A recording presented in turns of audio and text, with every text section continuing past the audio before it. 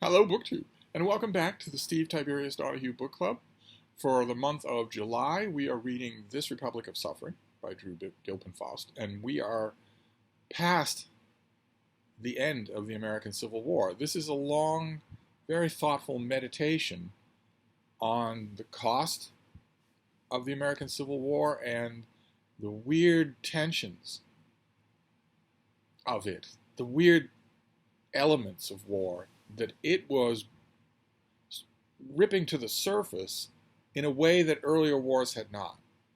Whether that was a combination of the brutal technology or the swarming omnipresence of public press, or, as we mentioned last time, the seeping into the groundwater of Charles Darwin's Origin of Species, or some other elements. This is not a standard battle by battle, Congress by Congress, speech by speech narrative of the American Civil War. Instead, it's more of a treatise on what war means.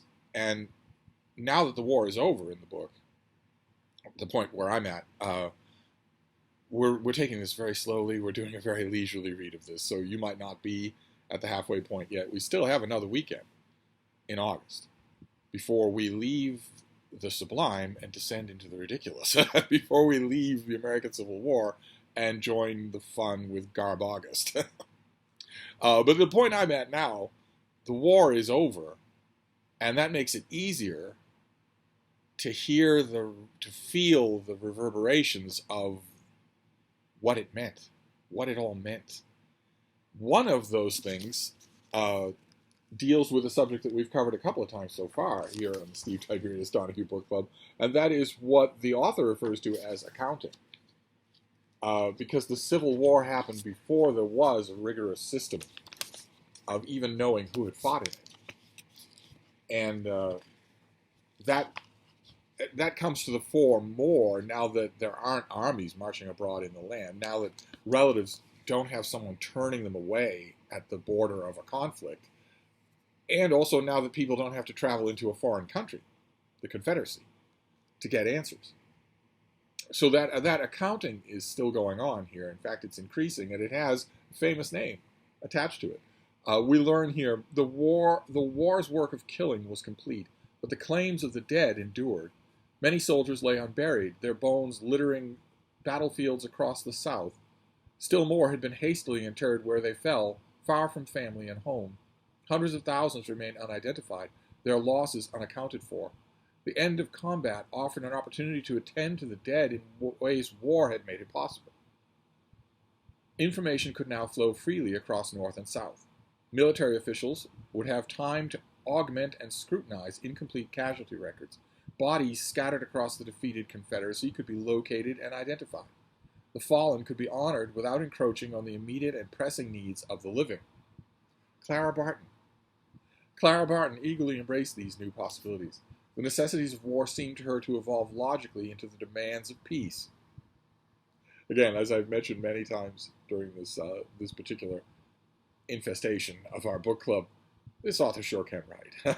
She sure can write. That is wonderful. What was that again? The necessities of war seemed to her to evolve logically into the demands of peace. Her care for wounded soldiers had always included supplying information to families about the men she treated at the front, and the end of hostilities seemed to bring only an increase in the numbers of letters she received in search of lost husbands and sons. Imagine what that must have felt like. A lot of these husbands and sons would not be findable, buried in the ground, or left to rot in the sun and then scavenged on by dogs and pigs or humans whose crops had been destroyed. Crops in two counties on both sides had been destroyed. It's a sordid aspect of the American Civil War that we don't like to think about. In many, many cases, there wouldn't be anything left but literally scattered bones. So that, as I mentioned last time, your son goes away to war, and you're his mother, and you're 35, and you spend the rest of your life wondering if he's going to walk up the law. Even when you know that makes no sense. Even when you know that that's not possible. You reach 85.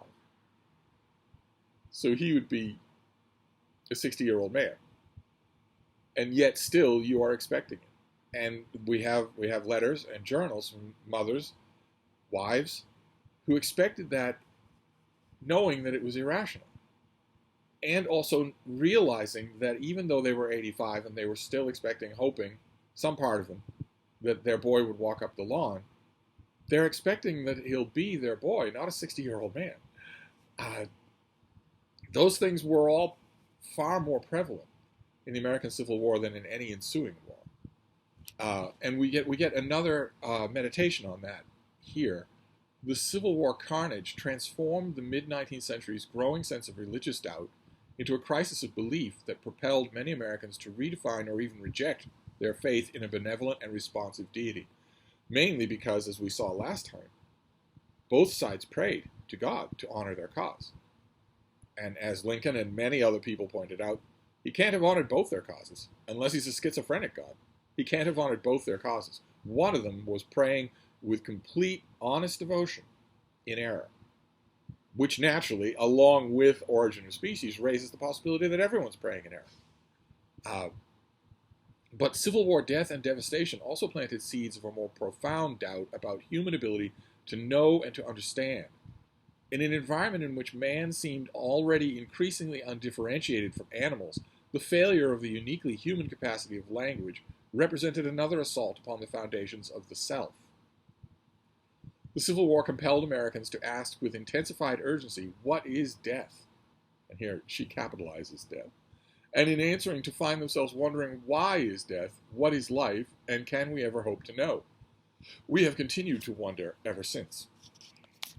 I would argue here that that trauma is in large part created by the fact that humans think they aren't animals.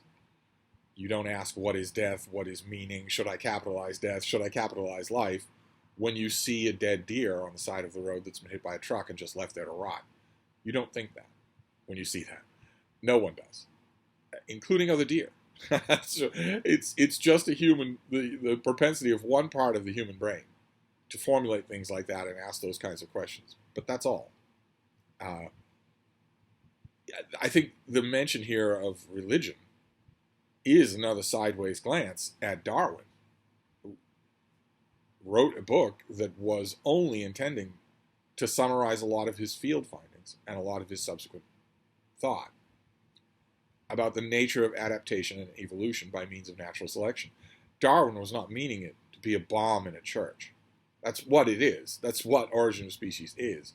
Because in its mild-mannered, extremely elegant way, it lays out a worldview that does not require a deity, any deity of any kind. Does not require, it removes intention from etiology. And that's devastating. Importing intention into life, into existence, is the stock and trade of religion. That's what they all do. If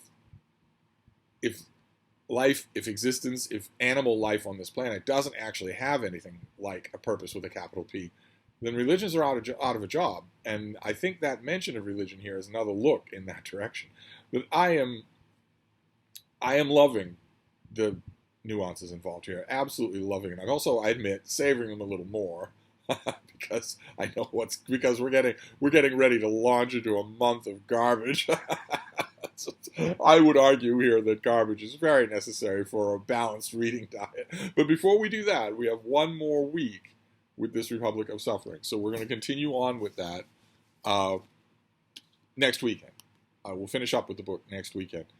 So I'll wrap this up for now, and I will see you then. Thank you, BookTube.